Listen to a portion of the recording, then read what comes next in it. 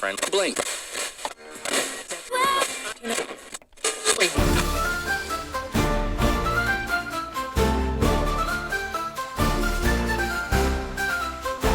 Coming at you live from Studio One in the bell tower at Holy Flame Castle.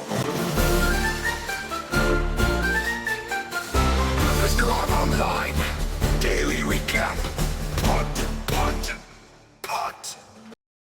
Ever try brewing your own beer? It's surprisingly complex, like thousands of years of history, right? But you want to know what makes it even more interesting when it's happening in a historical sim.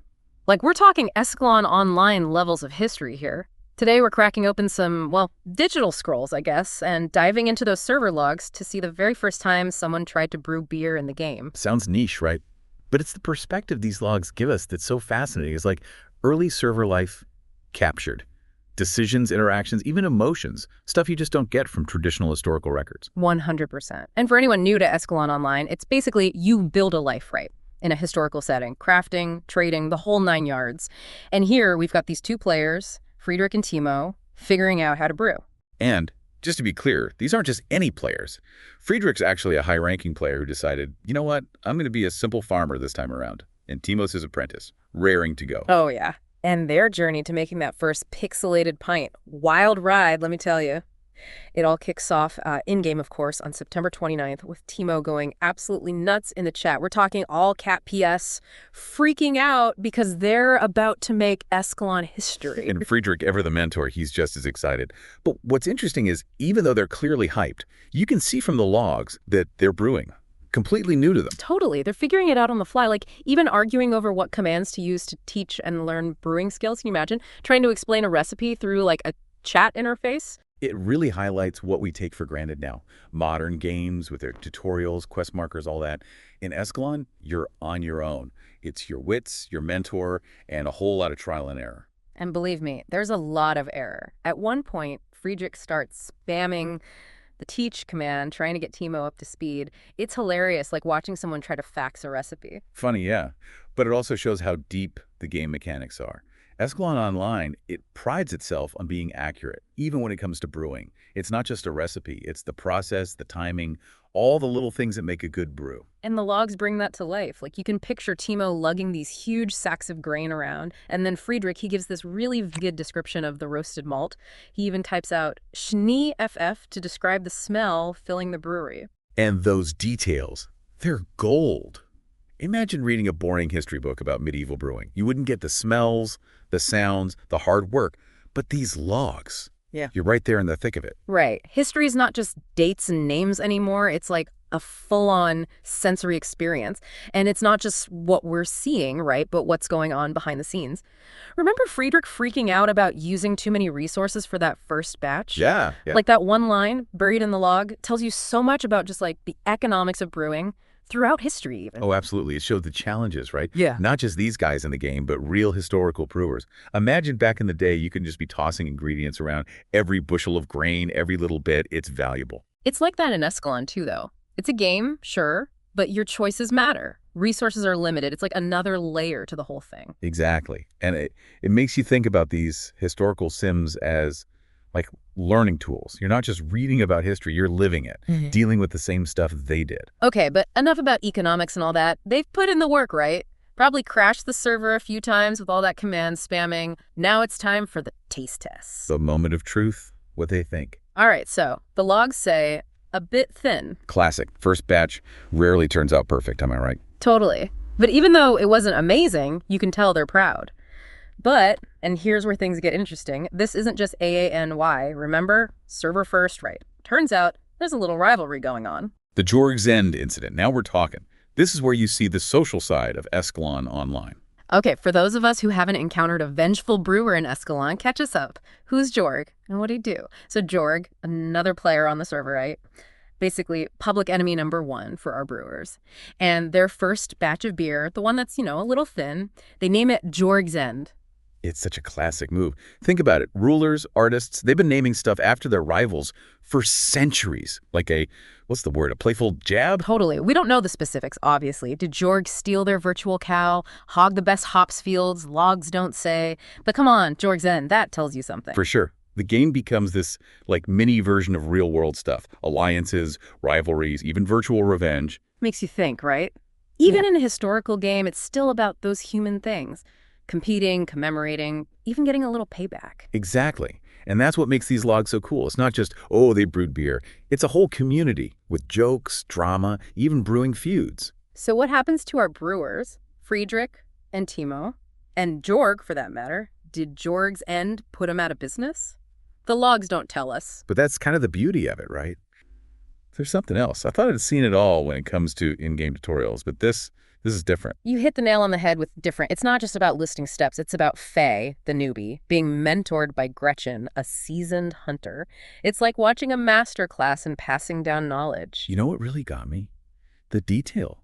You even included how Gretchen teaches Faye to skin 2 different kinds of scavengers, each with its own little quirks. Yeah. You know, I felt like I was right there with them in the game. Absolutely, like that bit about starting at the neck. Oh. Gretchen, she's not just saying to do it, she's explaining why. Got to avoid those keratin horns. And remember how Faye asks about the horns? Like how to avoid cutting them? Gretchen, she was ready for that. Drew a comparison to wolves, even. As a player, I bet that little detail caught your eye. For sure. And then the way she explains how you can tell where to cut just from the hide's color, it's like she's passing down generations of, I don't know, in-game wisdom or something. It highlights how important observation is in Escalon. Okay, but the best part.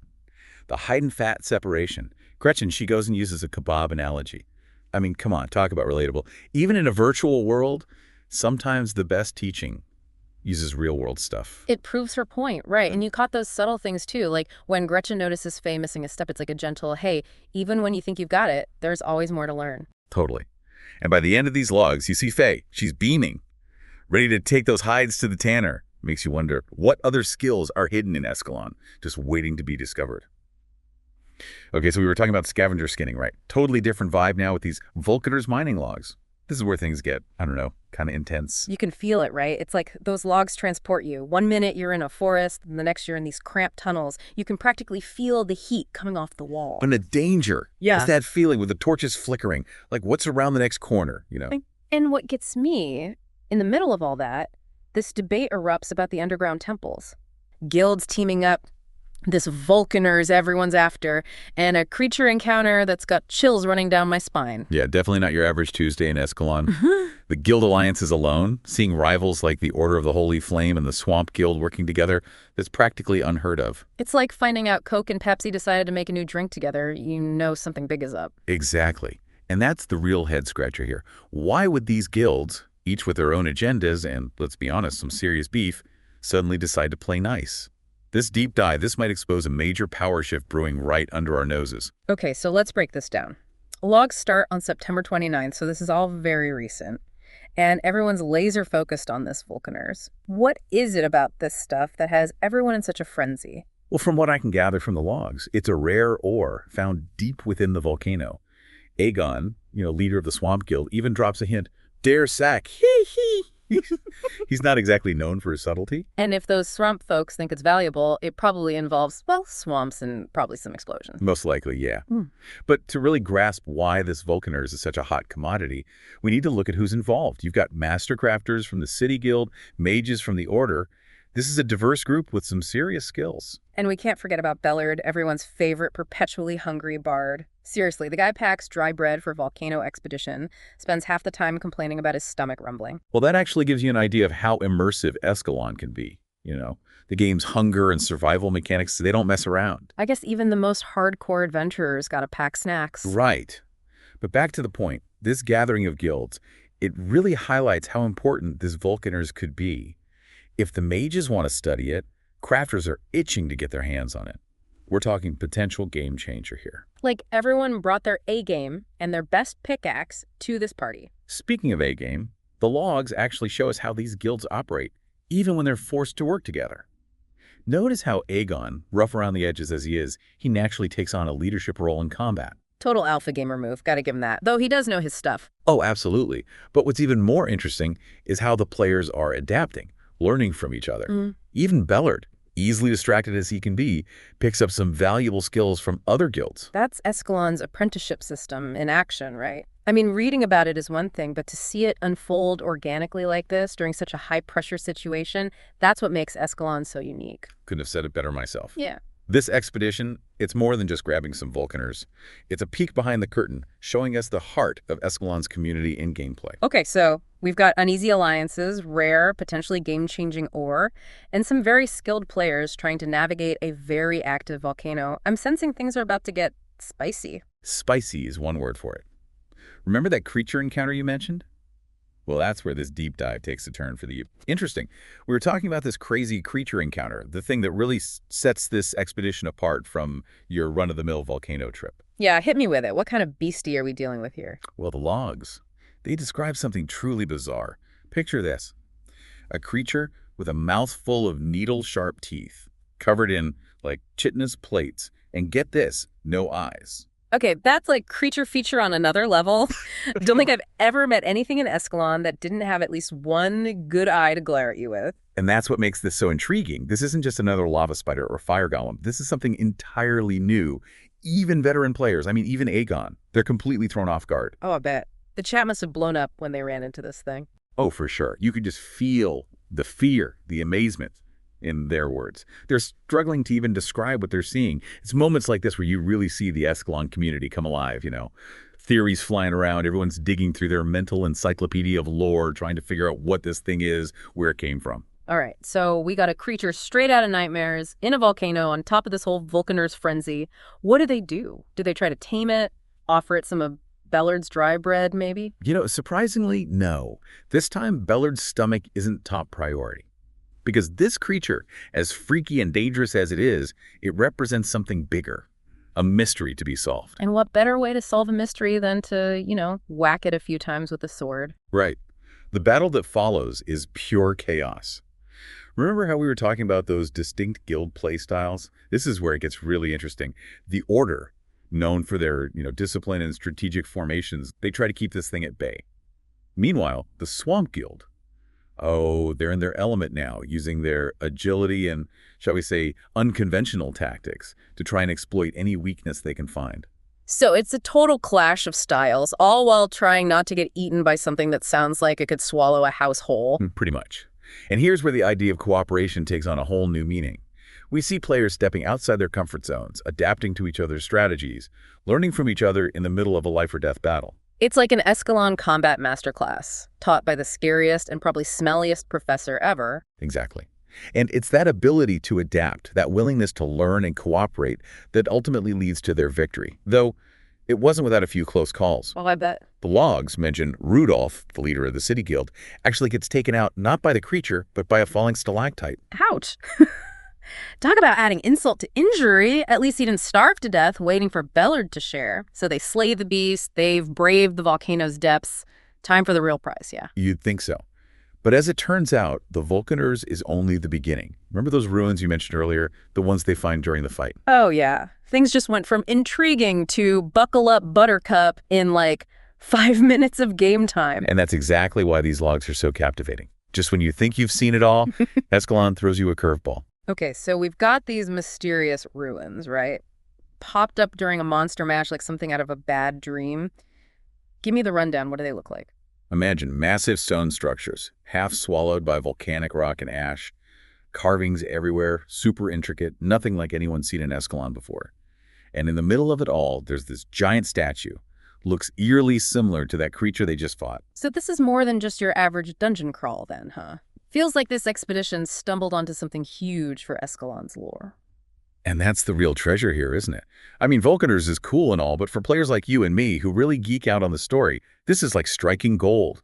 The logs even show the players debating, trying to figure out the origins of these ruins right then and there. Oh, I bet the theories are flying. What are they thinking? Alrion, you know him, always the scholar of the group, he's convinced it's Mkwashi. Even points to specific architectural stuff, like the vaulted ceilings and what looks like Alt Escalonian script on the walls. Mkwashi, that's the ancient civilization that's like the holy grail for Escalon explorers, right? Like Escalon's Atlantis, but less ocean and a lot more cryptic messages carved into everything. Bingo. Finding solid proof of them would be massive. Mm-hmm. But this is Escalon, So naturally, there's a counter theory. Oh, there's always a counter theory. Lay it on me. So Vorn, he's a seasoned explorer, really knows his stuff, especially when it comes to Escalons. Let's call them reptilian residents. Yeah. He's got a different architect in mind, the Exon. Exon, huh? Those guys always gave me the creeps, lurking in the dark, whispering in that weird language of theirs. But why build in a volcano? Seems a bit counterintuitive, even for them. That's exactly what Alrion says.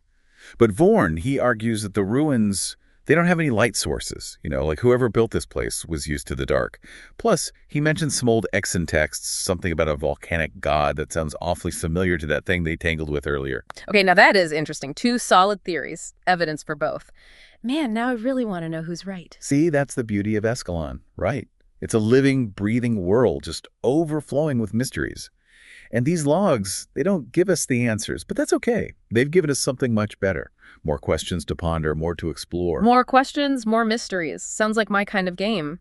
But while we're still pondering, what about that Vulcaners? What happens to it? How do you even begin to divide that much rare ore between 5 guilds? Remember how we talked about Escalon's focus on community and cooperation? It's not always about, who can swing the biggest sword or cast the flashiest spell. Sometimes it comes down to negotiation, diplomacy, maybe even a little friendly bartering. So no epic ore-splitting tournament. Bummer. Not this time. They actually sit down and have a good old-fashioned discussion. Each guild leader gets their turn, explains what they need the Vulcaners for, how it'll benefit everyone, the whole community. I can only imagine how tense those negotiations must have been. I mean, we're talking about a resource that could completely shake things up. Absolutely. And it really shows how well these players understand Escalon, how important balance is in a world like that. Sadly, the log's cut off before we get the final verdict. But one thing's for sure. This Vulcaners, no matter who ends up with it, it has the potential to reshape Escalon as we know it. New alliances, economies booming, maybe even a few guild wars to spice things up. And that's not even factoring in those ruins and the secrets they hold. Exactly. This deep dive, it's been one wild ride, hasn't it? Amazing teamwork, a creature straight out of legend, and ruins that hint at a much larger story yet to be told. I think we can safely say this expedition, this changed the face of Escalon forever. It definitely did. And for you listening, well, this means things in Escalon just got a whole lot more interesting. So keep your eyes peeled, watch those trade routes, and maybe, just maybe, brush up on your Mkwashi history. You never know what secrets are waiting to be uncovered in a world that never stops evolving.